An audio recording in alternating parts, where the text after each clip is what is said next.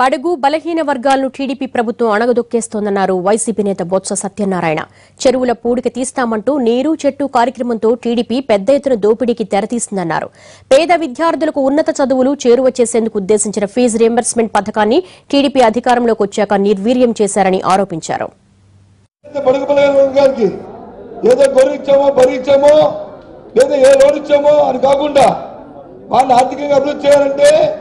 ఈ సమాజంలో చదువుకున్న వ్యక్తిగా విద్యావంతుగా తయారు చేసి ఇచ్చేది వచ్చి ఒక సంక్షేమ కార్యక్రమం కాదు.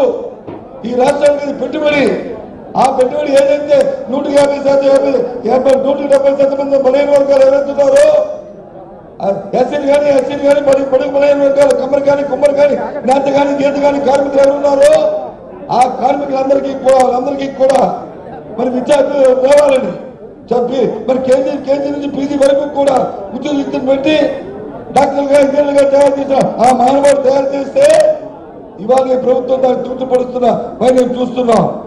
కానీ మాటలు మాత్రం కోటలు దాడుతున్నాయి. కానీ